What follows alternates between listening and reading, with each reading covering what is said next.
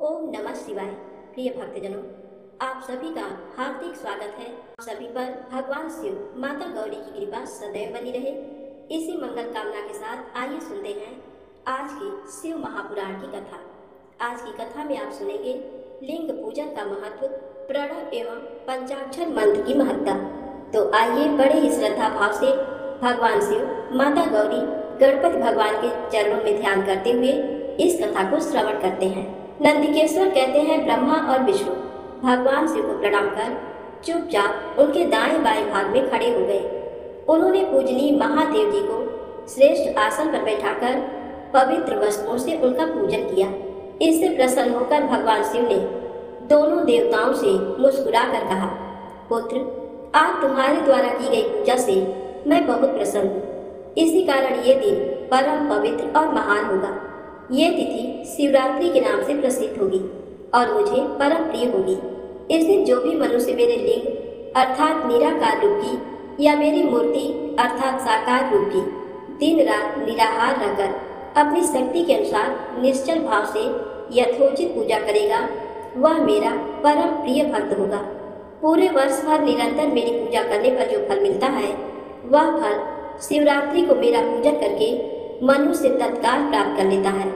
जैसे पूर्ण चंद्रमा का उदय समुद्र की वृद्धि का अवसर है, उसी प्रकार शिवरात्रि की तिथि मेरे धर्म की वृद्धि का समय है। इस तिथि को मेरी स्थापना का मंगलमय उत्सव होना चाहिए। मैं मार्गशीर्ष मास में आर्द्रा नक्षत्र से युक्त पूर्णमासी या प्रतिपदा को ज्योतिर्मय स्तंभ के रूप में प्रकट हुआ था। इस दिन जो भी मनुष्य पार्वती सहित मेरा दर्शन करता है अथवा मेरी मूर्ति या लिंग की झांकी निकालता है, वह मेरे लिए कार्तिकेय से भी अधिक प्रिय है। इस शुभ दिन मेरे दर्शन मात्र से पूरा फल प्राप्त होता है। यदि दर्शन के साथ मेरा पूजन भी किया जाए तो इतना अधिक फल प्राप्त होता है कि वाणी द्वारा उसका वर्णन नहीं किया जा सकता। लिंग रूप में प्रकट होकर मैं बहुत बड़ा हो गया था, अतः लिंग के कारण ये भूतल लिंग स्थान के नाम से प्रसिद्ध हुआ। जगत के लोग इसका दर्शन और पूजन कर सके, इसके लिए ये अनादि और अनंत ज्योति स्तंभ अथवा ज्योतिर्मय लिंग अत्यंत छोटा हो जाएगा। यह लिंग सब प्रकार के भोग सुलभ कराने वाला तथा भोग और मोक्ष का एकमात्र साधन है। इसका दर्शन, स्पर्श और ध्यान प्राणियों को जन्म और मृत्यु के कष्ट से छुड़ाने वाला है। शिवलिंग के यहाँ प्रकट होने के कारण यह स्थान अरुणाचल नाम से प्रसिद्ध होगा तथा यहाँ बड़े बड़े तीर्थ प्रकट होंगे। इस स्थान पर रहने या मरने से जीवों को मोक्ष प्राप्त होगा। मेरे दो रूप हैं, साकार और निराकार। पहले मैं स्तंभ रूप में प्रकट हुआ, फिर अपने साक्षात रूप में।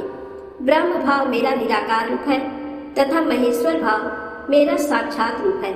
ये दोनों ही मेरे सिद्ध रूप हैं। मैं ही परम ब्रह्म परमात्मा हूँ। जीवों पर अनुग्रह करना मेरा कार्य है। मैं जगत की वृद्धि करने वाला होने के कारण ब्रह्म कहलाता हूँ। सर्वत्र स्थित होने के कारण मैं आत्मा हूँ। सर्ग से लेकर अनुग्रह तक जो जगत संबंधी 5 कृत्य हैं, वे सदा ही मेरे हैं। मेरी ब्रह्मरूपता का बोध कराने के लिए पहले लिंग प्रकट हुआ। अज्ञान ईश्वरत्व का साक्षात्कार कराने के लिए मैं जगदीश्वर रूप में प्रकट हो गया। मेरा सकल रूप मेरे ईश्वरत्व का और निष्कल रूप मेरे ब्रह्म स्वरूप का बोध कराता है। मेरा लिंग मेरा स्वरूप है और मेरे सामीप्य की प्राप्ति कराने वाला है।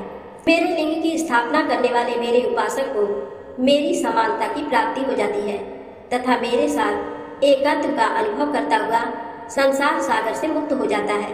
वह जीते जी परमानंद की अनुभूति करता हुआ शरीर का त्याग कर शिवलोक को प्राप्त होता है, अर्थात मेरा ही स्वरूप हो जाता है। मूर्ति की स्थापना लिंग की अपेक्षा गौण है। ये उन भक्तों के लिए है जो शिव तत्व के अनुशीलन में सक्षम नहीं है। ब्रह्मा और विष्णु ने पूछा, प्रभु, सृष्टि आदि 5 कृत्यों के लक्षण क्या हैं? ये हम दोनों को बताइए।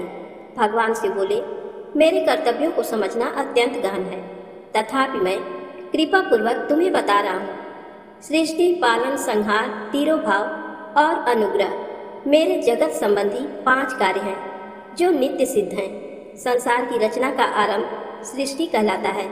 मुझसे पालित होकर सृष्टि का सुस्थिर रहना उसका पालन है। उसका विनाश ही संहार है। प्राणों के उत्क्रमण को तिरोभाव कहते हैं। इन सबसे छुटकारा मिल जाना ही मेरा अनुग्रह अर्थात मोक्ष है। ये मेरे 5 कृत्य हैं। सृष्टि आदि 4 कृत्य संसार का विस्तार करने वाले हैं। 5वां कृत्य मोक्ष का है। मेरे भक्तजन इन 5 कार्यों को 5 भूतों में देखते हैं। सृष्टि धरती पर, स्थिति जल में, संहार अग्नि में, तिरोभाव वायु में और अनुग्रह आकाश में स्थित है। पृथ्वी से सबकी सृष्टि होती है, जल से वृद्धि होती है, आग सबको जला देती है, वायु एक स्थान से दूसरे स्थान पर ले जाती है और आकाश सबको अनुग्रहित करता है। इन 5 कृत्यों का भार वहन करने के लिए ही मेरे 5 मुख हैं। 4 दिशाओं में 4 मुख और इनके बीच में 5वां मुख है। पुत्रों, तुम दोनों ने मुझे तपस्या से प्रसन्न कर सृष्टि और पालन 2 कार्य प्राप्त किए हैं। इसी प्रकार मेरी विभूति स्वरूप रुद्र और महेश्वर ने संहार और तिरोभाव कार्य मुझसे प्राप्त किए हैं, परंतु मोक्ष मैं स्वयं प्रदान करता हूँ। मैंने पूर्व काल में अपने स्वरूप भूत मंत्र का उपदेश किया है, जो ओंकार रूप में प्रसिद्ध है। ये मंगलकारी मंत्र है। सर्वप्रथम मेरे मुख से ओंकार ओम प्रकट हुआ, जो मेरे स्वरूप का बोध कराता है। इसका स्मरण निरंतर करने से मेरा ही सदा स्मरण होता है। मेरे उत्तरवर्ती मुख से आकार का, पश्चिम मुख से उकार का, दक्षिण मुख से मकार का, पूर्ववर्ती मुख से बिंदु का तथा मध्यवर्ती मुख से नाद का प्रकटीकरण हुआ है। इस प्रकार इन 5 अवयवों से ओंकार का विस्तार हुआ है। इन 5 अवयवों के एकाकार होने पर प्रणव ओम नामक अक्षर उत्पन्न हुआ। जगत में उत्पन्न सभी स्त्री पुरुष इस प्रणव मंत्र में व्याप्त हैं। ये मंत्र शिव शक्ति दोनों का बोधक है। इसी से पंचाक्षर मंत्र ओम नमः शिवाय की उत्पत्ति हुई है। ये मेरे साकार रूप का बोधक है। इस पंचाक्षर मंत्र से मातृका वर्ण प्रकट हुए हैं, जो 5 भेद वाले हैं। इसी से शिरो मंत्र सहित त्रिपदा गायत्री का प्राकट्य हुआ है। इस गायत्री से संपूर्ण वेद प्रकट हुए और उन वेदों से करोड़ों मंत्र निकले हैं। उन मंत्रों से विभिन्न कार्यों की सिद्धि होती है। इस पंचाक्षर प्रणव मंत्र से सभी मनोरथ पूर्ण होते हैं। इस मंत्र से भोग और मोक्ष दोनों प्राप्त होते हैं। नंदिकेश्वर कहते हैं, जगदम्बा उमा गौरी पार्वती के साथ बैठे महादेव ने उत्तरवर्ती मुख बैठे ब्रह्मा और विष्णु को पर्दा करने वाले वस्त्र से आच्छादित कर उनके मस्तक पर अपना हाथ रखकर धीरे धीरे उच्चारण कर उन्हें उत्तम मंत्र का उपदेश दिया। 3 बार मंत्र का उच्चारण करके भगवान शिव ने उन्हें शिष्यों के रूप में दीक्षा दी। गुरु दक्षिणा के रूप में दोनों ने अपने आप को समर्पित करते हुए दोनों हाथ जोड़कर उनके समीप खड़े हो जगत गुरु भगवान शिव की इस प्रकार स्तुति करने लगे। ब्रह्मा विष्णु बोले, प्रभु आपके साकार और निराकार 2 रूप हैं। आप तेज से प्रकाशित हैं, आप सबके स्वामी हैं, आप सर्वात्मा को नमस्कार है। आप प्रणव मंत्र के बताने वाले हैं तथा आप ही प्रणव लिंग वाले हैं। सृष्टि पालन संहार तिरोभाव और अनुग्रह आदि आपके ही कार्य हैं। आपके 5 मुख हैं, आप ही परमेश्वर हैं। आप सबकी आत्मा हैं, ब्रह्म हैं। आपके गुण और शक्तियाँ अनंत हैं। हम आपको नमस्कार करते हैं। इन पंक्तियों से स्तुति करते हुए गुरु महेश्वर को प्रसन्न कर ब्रह्मा और विष्णु ने उनके चरणों में प्रणाम किया। महेश्वर बोले, आर्द्रा नक्षत्र में चतुर्दशी को यदि इस प्रणव मंत्र का जप किया जाए तो ये अक्षय फल देने वाला है। सूर्य की संक्रांति में महा आर्द्रा नक्षत्र में एक बार किया प्रणव जप करोड़ों गुना जप का फल देता है। मृगशिरा नक्षत्र का अंतिम भाग तथा पुनर्वसु का शुरू का भाग पूजा होम और तर्पण के लिए सदा आर्द्रा के समान ही है। मेरे लिंग का दर्शन प्रातःकाल अर्थात मध्याह्न से पूर्व काल में करना चाहिए। मेरे दर्शन पूजन के लिए चतुर्दशी तिथि उत्तम है। पूजा करने वालों के लिए मेरी मूर्ति और लिंग दोनों समान है। फिर भी मूर्ति की अपेक्षा लिंग का स्थान ऊंचा है, इसलिए मनुष्यों को शिवलिंग का ही पूजन करना चाहिए। लिंग का ओम मंत्र से और मूर्ति का पंचाक्षर मंत्र से पूजन करना चाहिए। शिवलिंग की स्वयं स्थापना करके या दूसरों से स्थापना करवाकर उत्तम द्रव्यों से पूजा करने से मेरा पद सुलभ होता है। इस प्रकार दोनों शिष्यों को उपदेश देकर भगवान शिव अंतर ध्यान हो गए। ऋषियों ने पूछा, सूत जी, शिवलिंग की स्थापना कैसे करनी चाहिए तथा उसकी पूजा कैसे, किस काल में तथा किस द्रव्य द्वारा करनी चाहिए। सूत जी ने कहा, महर्षियों, मैं तुम लोगों के लिए इस विषय का वर्णन करता हूँ। इसे ध्यान से सुनो और समझो। अनुकूल एवं शुभ समय में किसी पवित्र तीर्थ में, नदी के तट पर ऐसी जगह पर शिवलिंग की स्थापना करनी चाहिए जहां रोज पूजन कर सके। पार्थिव द्रव्य से, जलमय द्रव्य से अथवा तेजस द्रव्य से पूजन करने से उपासक को पूजन का पूरा फल प्राप्त होता है। शुभ लक्षणों में पूजा करने पर यह तुरंत फल देने वाला है। चल प्रतिष्ठा के लिए छोटा शिवलिंग श्रेष्ठ माना जाता है। अचल प्रतिष्ठा हेतु बड़ा शिवलिंग अच्छा रहता है। शिवलिंग की पीठ सहित स्थापना करनी चाहिए। शिवलिंग की पीठ गोल, चौकोर, त्रिकोण अथवा खाट के पाए की भांति ऊपर नीचे मोटा और बीच में पतला होना चाहिए। ऐसा लिंग पीठ महान फल देने वाला होता है। पहले मिट्टी अथवा लोहे से शिवलिंग का निर्माण करना चाहिए। जिस द्रव्य से लिंग का निर्माण हो उसी से उसका पीठ बनाना चाहिए। यही अचल प्रतिष्ठा वाले शिवलिंग की विशेषता है। चल प्रतिष्ठा वाले शिवलिंग में लिंग व प्रतिष्ठा एक ही तत्व से बनानी चाहिए। लिंग की लंबाई स्थापना करने वाले मनुष्य के 12 अंगुल के बराबर होनी चाहिए। इससे कम होने पर फल भी कम प्राप्त होता है, परंतु 12 अंगुल से लंबाई अधिक भी हो सकती है। जल लिंग में लंबाई स्थापना करने वाले के 1 अंगुल के बराबर होनी चाहिए, उससे कम नहीं। यजमान को चाहिए कि पहले वह शिल्प शास्त्र के अनुसार देवालय बनवाएं तथा उसमें सभी देवगणों की मूर्ति स्थापित करें। देवालय का गर्भगृह सुंदर, सुदृढ़ और स्वच्छ होना चाहिए। उसमें पूर्व और पश्चिम में 2 मुख्य द्वार हों। जहाँ शिवलिंग की स्थापना करनी हो उस स्थान के गर्त में नीलम, लाल वैदुर्य, श्याम, मरकत, मोती, मूंगा, गोमेद और हीरा इन 9 रत्नों को वैदिक मंत्रों के साथ छोड़ें। 5 वैदिक मंत्रों द्वारा 5 स्थानों से पूजन करके अग्नि में आहुति दें और परिवार सहित मेरी पूजा करके आचार्य को धन से तथा भाई बंधुओं को मनचाही वस्तु से संतुष्ट करें। याजकों को सुवर्ण, गृह एवं भू संपत्ति तथा गाय आदि प्रदान करें। स्थावर जंगम सभी जीवों को यत्न पूर्वक संतुष्ट कर एक गड्ढे में सुवर्ण तथा 9 प्रकार के रत्न भरकर वैदिक मंत्रों का उच्चारण करके परम कल्याणकारी महादेव जी का ध्यान करें। तत्पश्चात नाद घोष से युक्त महामंत्र ओंकार का उच्चारण करके गड्ढे में पीठ युक्त शिवलिंग की स्थापना करें।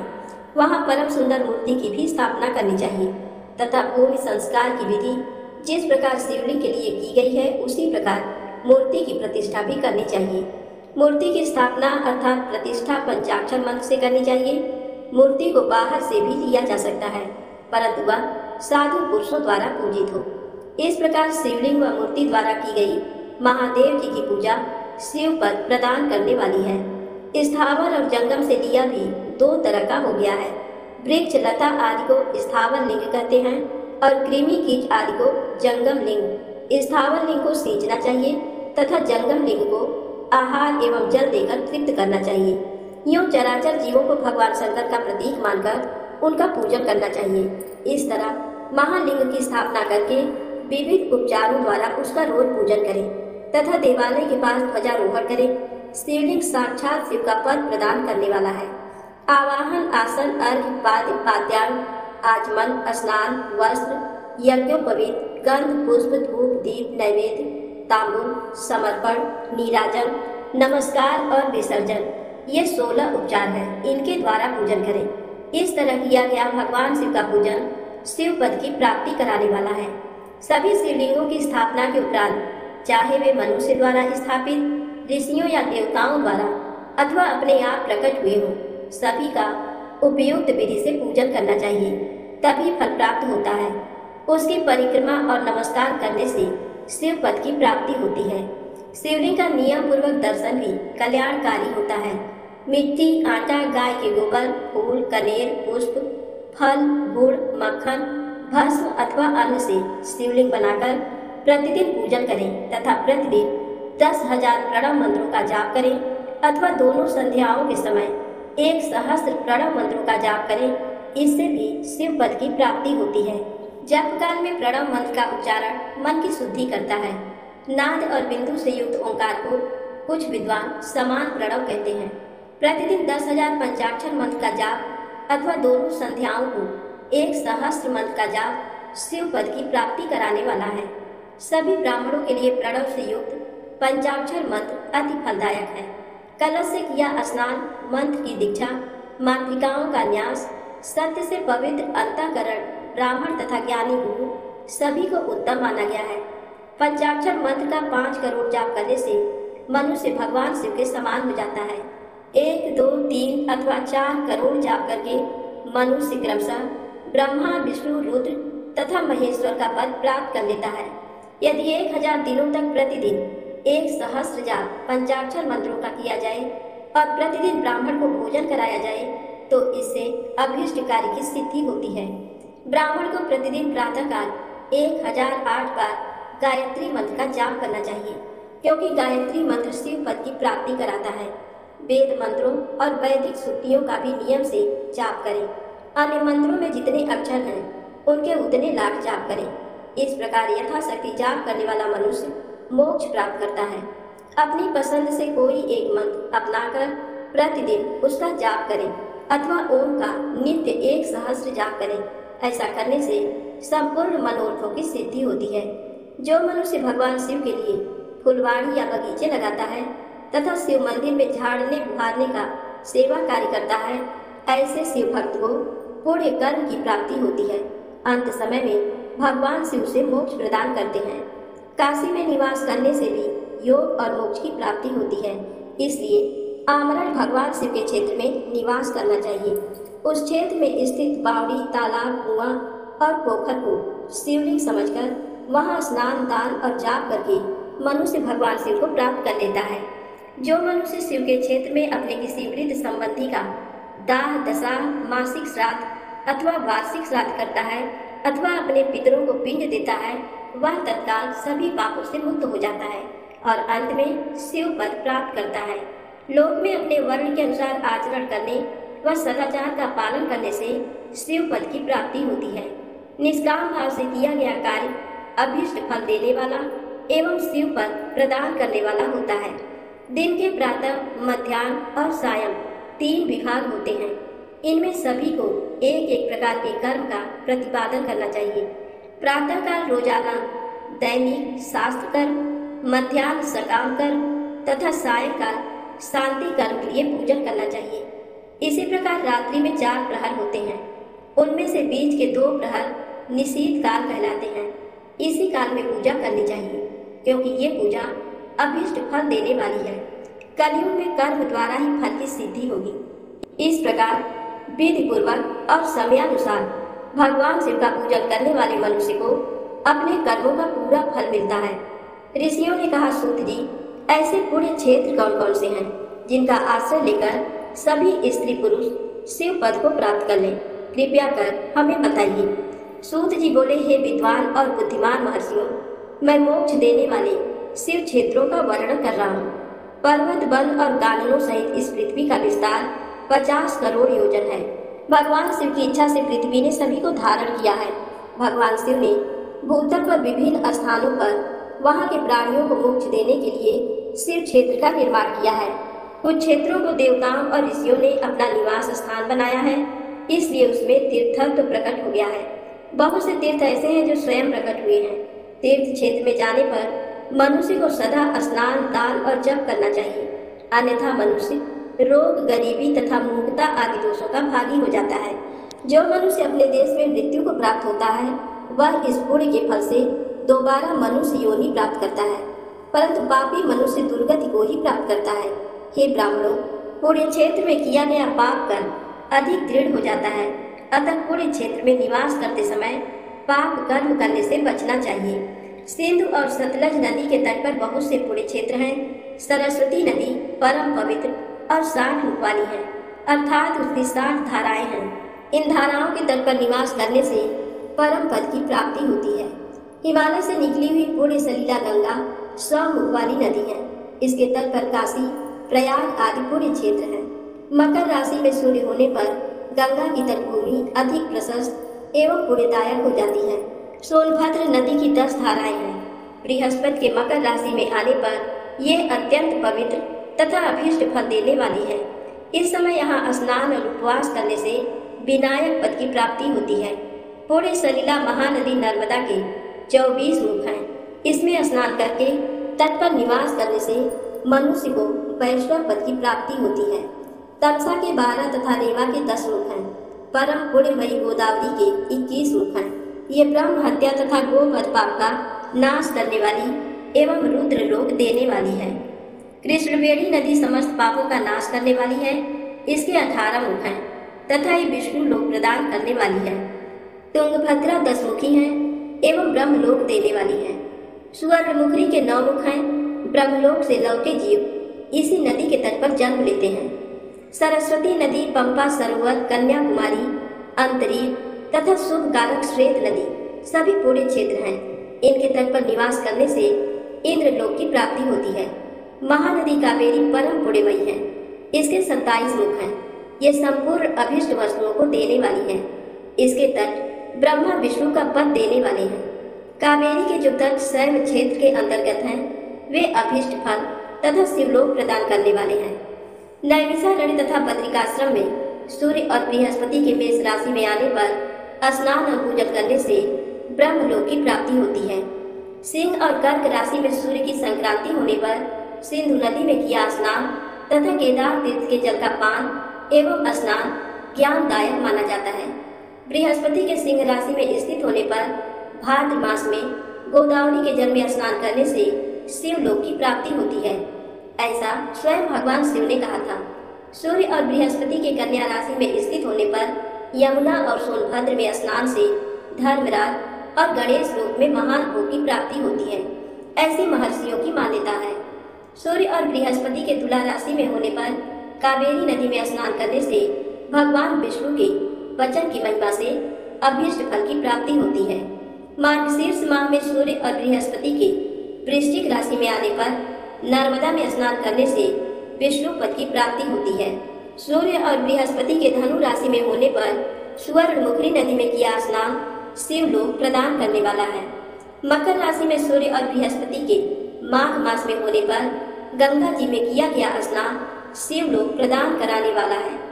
शिवलोक के पश्चात ब्रह्मा और विष्णु के स्थानों में सुख भोग कर अंत में मनुष्य को ज्ञान की प्राप्ति होती है। माघ मास में सूर्य के कुंभ राशि में होने पर फाल्गुन मास में गंगा तट पर किया श्राद्ध, पिंडदान अथवा तिलोदक दान पिता और नाना दोनों कुलों के पितरों की अनेकों पीढ़ियों का उद्धार करने वाला है। गंगा व कावेरी नदी का आश्रय लेकर तीर्थवास करने से पाप का नाश हो जाता है।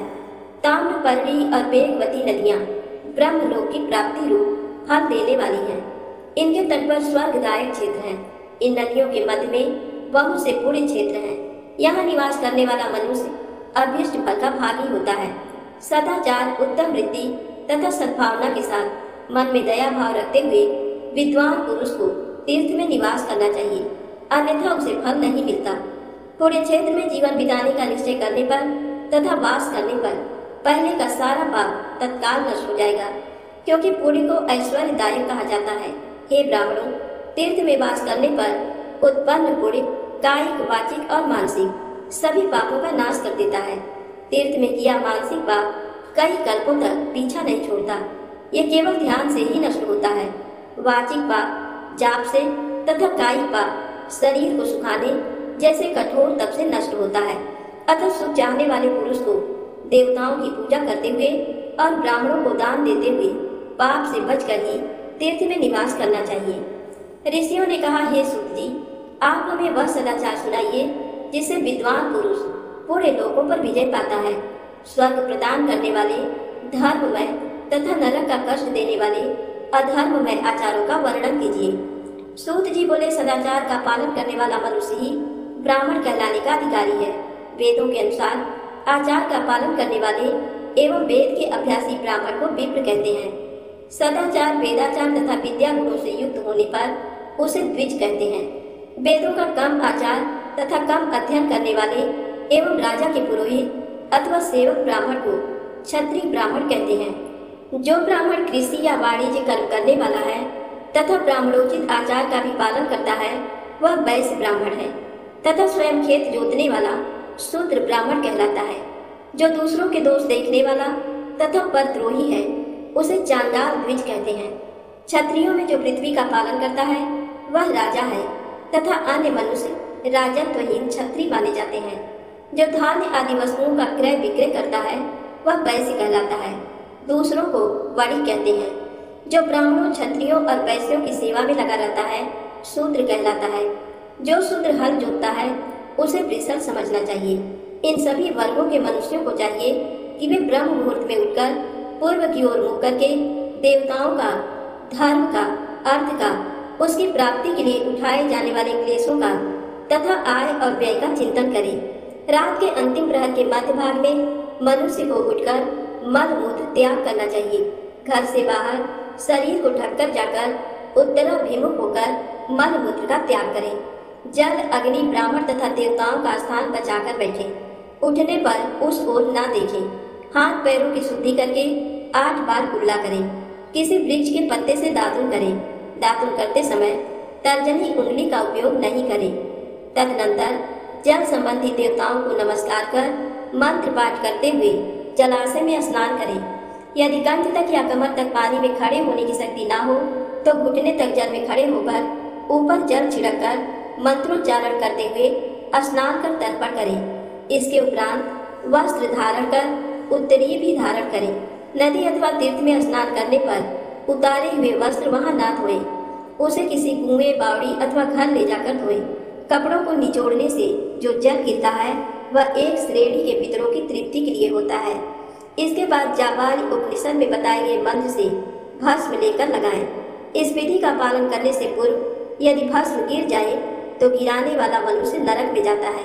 आपो हिष्ठा मंत्र से पाप शांति के लिए सिर पर जल छिड़ककर यस्यक्षयाय मंत्र पढ़कर पैर पर जल छिड़के।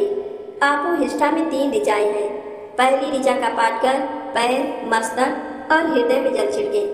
दूसरी ऋचा का पाठ कर मस्तक, हृदय और पैर पर जल छिड़के तथा तीसरी ऋचा का पाठ करके हृदय, मस्तक और पैर पर जल छिड़के। इस प्रकार के स्नान को मंत्र स्नान कहते हैं। किसी अपवित्र वस्तु से स्पर्श हो जाने पर, स्वास्थ्य ठीक न रहने पर, यात्रा में या जल उपलब्ध न होने की दशा में मंत्र स्नान करना चाहिए। प्रातःकाल की संध्योपासना में गायत्री मंत्र का जाप करके 3 बार सूर्य को अर्घ्य दें। मध्याह्न में गायत्री मंत्र का उच्चारण कर सूर्य को एक अर्घ्य देना चाहिए। सायंकाल में पश्चिम की ओर मुख करके पृथ्वी पर ही सूर्य को अर्घ्य दें। सायंकाल में सूर्यास्त से 2 घड़ी पहले की गई संध्या का कोई महत्व नहीं होता। ठीक समय पर ही संध्या करनी चाहिए। यदि संध्योपासना किए बिना एक दिन बीत जाए तो उसके प्रायश्चित हेतु अगली संध्या के समय 100 गायत्री मंत्र का जाप करें। 10 दिन छूटने पर 1 लाख तथा 1 माह छूटने पर अपना उपनयन संस्कार कराएं। अर्थ सिद्धि के लिए ईश, गौरी, कार्तिकेय, विष्णु, ब्रह्मा, चंद्रमा और यम व अन्य देवताओं का शुद्ध जल से तर्पण करें। तीर्थ के दक्षिण में मंत्रालय में, देवालय में अथवा घर में आसन पर बैठकर अपनी बुद्धि को स्थिर कर देवताओं को नमस्कार कर प्रणव मंत्र का जाप करने के पश्चात गायत्री मंत्र का जाप करें। प्रणव के अ, उ और म तीनों अक्षरों में जीव और ब्रह्म की एकता का प्रतिपादन होता है। अतः प्रणव मंत्र का जाप करते समय मन में ये भावना होनी चाहिए कि हम तीनों लोगों की सृष्टि करने वाले ब्रह्मा, पालन करने वाले विष्णु तथा संहार करने वाले रुद्र की उपासना कर रहे हैं। ये ब्रह्म स्वरूप ओंकार हमारी कर्मेंद्रियों, ज्ञानेंद्रियों, मन की वृत्तियों तथा बुद्धि वृत्तियों को सदा भोग और मोक्ष प्रदान करने वाले धर्म एवं ज्ञान की ओर प्रेरित करे। जो मनुष्य प्रणव मंत्र के अर्थ का चिंतन करते हुए इसका जाप करते हैं वे निश्चय ही ब्रह्म को प्राप्त करते हैं तथा जो मनुष्य बिना अर्थ जाने प्रणव मंत्र का जाप करते हैं उनको ब्राह्मणत्व की पूर्ति होती है। इस हेतु श्रेष्ठ ब्राह्मण को प्रतिदिन प्रातःकाल 1000 गायत्री मंत्र का जाप करना चाहिए। मध्याह्न में 100 बार तथा सायं 28 बार जाप करें। अन्य वर्णों के मनुष्यों को सामर्थ्य के अनुसार जाप करना चाहिए। हमारे शरीर के भीतर मूलाधार, स्वाधिष्ठान, मणिपुर, अनाहत, आज्ञा और सहस्रार नामक 6 चक्र हैं। इन चक्रों में क्रमशः विद्येश्वर, ब्रह्मा, विष्णु, ईश, जीवात्मा और परमेश्वर स्थित हैं। सद्भावना पूर्वक श्वास के साथ सो हम का जाप करें। 1000 बार किया गया जाप ब्रह्मलोक प्रदान करने वाला है। 100 बार किए गए जाप से इंद्र पद की प्राप्ति होती है। आत्मरक्षा के लिए जो मनुष्य अल्प मात्रा में इसका जप करता है वह ब्राह्मण कुल में जन्म लेता है। 12 लाख गायत्री का जाप करने वाला मनुष्य ब्राह्मण कहा जाता है। जिस ब्राह्मण ने 1 लाख गायत्री का भी जप न किया हो उसे वैदिक कार्यों में न लगाएं। यदि एक दिन उल्लंघन हो जाए तो अगले दिन उसके बदले में उतने अधिक मंत्रों का जाप करना चाहिए। ऐसा करने से दोषों की शांति होती है, धर्म से अर्थ की प्राप्ति होती है, धर्म से भोग सुलभ होता है, भोग से वैराग्य की संभावना होती है, धर्म पूर्वक उपार्जित धन से भोग प्राप्त होता है, उससे भोगों के प्रति आसक्ति उत्पन्न होती है। मनुष्य धर्म से धन पाता है एवं तपस्याओं से दिव्य रूप प्राप्त करता है। कामनाओं का त्याग करने से अंतःकरण की शुद्धि होती है और उस शुद्धि से ज्ञान का उदय होता है। सतयुग में तप को तथा कलयुग में दान को धर्म का अच्छा साधन माना गया है। सतयुग में ध्यान से, त्रेता में तपस्या से और द्वापर में यज्ञ करने से ज्ञान की सिद्धि होती है, परंतु कलयुग में प्रतिमा की पूजा से ज्ञान लाभ होता है। अधर्म हिंसात्मक और दुख देने वाला है। धर्म से सुख व अभ्युदय की प्राप्ति होती है, दुराचार से दुख तथा सदाचार से सुख मिलता है। अतः भोग और मोक्ष की सिद्धि के लिए धर्म का उपार्जन करना चाहिए। किसी ब्राह्मण को 100 वर्ष के जीवन निर्वाह की सामग्री देने पर ही ब्रह्मलोक की प्राप्ति होती है। 1 सहस्त्र चांद्रायण व्रत का अनुष्ठान ब्रह्मलोकदायक माना जाता है। दान देने वाला पुरुष जिस देवता को सामने रखकर दान करता है, अर्थात जिस देवता को वह दान द्वारा प्रसन्न करना चाहता है, उसी देवता का लोक उसे प्राप्त होता है। धनहीन पुरुष तपस्या कर अक्षय सुख को प्राप्त कर सकते हैं। ब्राह्मण को दान ग्रहण कर तथा यज्ञ करके धन का अर्जन करना चाहिए। क्षत्रिय बाहुबल से तथा वैश्य कृषि एवं गो रक्षा से धन का उपार्जन करें। इस प्रकार न्याय से उपार्जित धन को दान करने से दाता को ज्ञान की सिद्धि प्राप्त होती है एवं ज्ञान से ही मोक्ष की प्राप्ति सुलभ होती है। गृहस्थ मनुष्य को धन, धान्य आदि सभी वस्तुओं का दान करना चाहिए। जिसके अन्न को खाकर मनुष्य कथा श्रवण तथा सत्कर्म का पालन करता है तो उसका आधा फल दाता को मिलता है। दान लेने वाले मनुष्य को दान में प्राप्त वस्तु का दान तथा तपस्या द्वारा पाप की शुद्धि करनी चाहिए। उसे अपने धन के 3 भाग करने चाहिए, एक धर्म के लिए, दूसरा वृद्धि के लिए एवं तीसरा उपभोग के लिए। धर्म के लिए रखे धन से नित्य नैमित्तिक और इच्छित कार्य करें। वृद्धि के लिए रखे धन से ऐसा व्यापार करें जिससे धन की प्राप्ति हो तथा उपभोग के धन से पवित्र भोग भोगें। खेती से प्राप्त धन का 10वां भाग दान कर दें, इससे पाप की शुद्धि होती है। वृद्धि के लिए किए गए व्यापार से प्राप्त धन का 6वां भाग दान देना चाहिए। विद्वान को चाहिए कि वह दूसरों के दोषों का बखान न करे।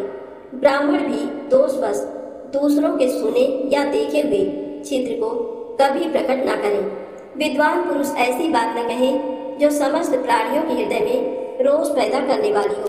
दोनों संध्याओं के समय अग्नि को विधि पूर्वक दी हुई आहुति से संतुष्ट करें। चावल, धान्य, घी, फल, गंध तथा हविष्य के द्वारा स्थाली पाठ बनाएं तथा यथोचित रीति से सूर्य और अग्नि को अर्पित करें। यदि दोनों समय अग्निहोत्र करने में असमर्थ हो तो संध्या के समय जाप और सूर्य की वंदना कर लें। आत्मज्ञान की इच्छा रखने वाले तथा धनी पुरुषों को इसी प्रकार उपासना करनी चाहिए। जो मनुष्य सदा ब्रह्म यज्ञ करते हैं, देवताओं की पूजा, अग्नि पूजा और गुरु पूजा प्रतिदिन करते हैं तथा ब्राह्मणों को भोजन तथा दक्षिणा देते हैं, वे स्वर्ग लोक के भागी होते हैं। आज की कथा यहीं समाप्त होती है। कल की कथा में आप सुनेंगे अग्नि यज्ञ, देव यज्ञ और ब्रह्म यज्ञ का वर्णन। तो प्रेम से बोले शंकर भगवान, गौरी माता की जय हो।